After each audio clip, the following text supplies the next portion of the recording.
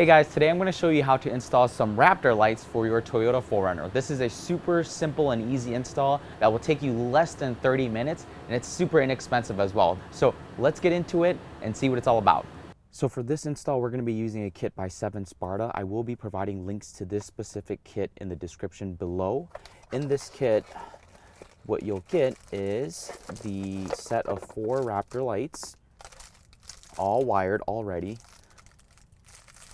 as well as a fuse adapter, a add a fuse adapter, and let's see, set of instructions. Okay, so let's get into it. So before you can install the Raptor lights, what you're going to need to do is going to need to take this plastic cover off. There's 13 of these push clips in total. Essentially what you're going to do is you're going to grab a screwdriver, press down, and pry it out. That's it.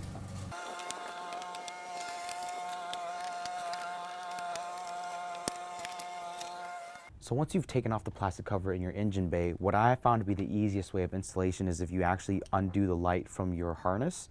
And on the back of each light, you'll see there's 6 different plastic tabs that actually hook into your grill.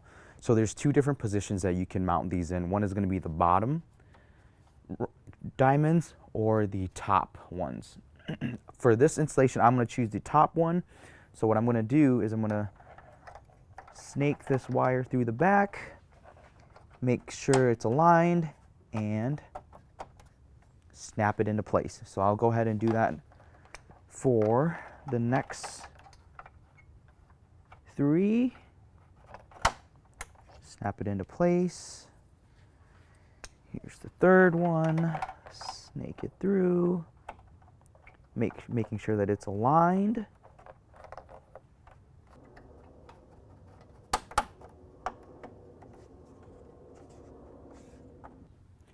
So once you've installed your lights into your grill, you'll see that you have these 4 harnesses that go to each light. What I've done is I've gone ahead and run this wire through behind this pillar, and I'm going to go ahead and connect each light back up to the original wiring harness. It doesn't matter what order these go in, but I'm going to put this underneath and go ahead and install these lights. Okay, so now the harnesses are all connected. All that's left is to install this one. This is going to go to your ground, and this is going to go to your I&J fuse. So we'll go ahead and transition to over by the fuse box and go ahead and rig this up, right? Okay, so before we can install the add a fuse adapter into our fuse box, what we're going to need to do is we're going to need to put this connection together. Now this goes to our original wiring harness. It has a quick connect here as well as a ground. So we're going to need to put these 2 together. Super simple. These 2 plugs just go right into one another like that. And that should be it. Now what we're going to do is we're going to go ahead and open up our fuse box and find the 10 amp I&J. So you'll see that it's called the 10A I&J. How to locate the 10 amp I&J, you'll see here on the left hand side, you'll see a 20 amp, a blank, then a 10 amp. This is your 10 amp I&J, okay? Take our remover tool, wiggle that out of there, go ahead and install it into here.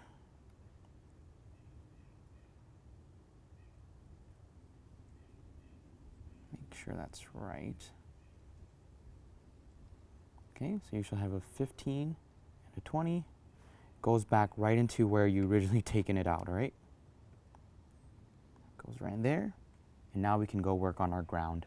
So directly next to the fuse box, you'll find this screw right here. That's where I'm actually going to ground the ground wire. This is a 10mm nut, so I'm going to just go ahead and loosen it just a little bit.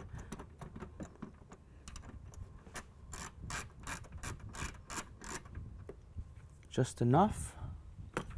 Now I'm going to take the ground wire, stick it right in there. I'm going to go ahead and tighten this up now. All right, that's snug. Now, I'm just going to put the cover back on the fuse box and turn this thing on. That should be it, guys.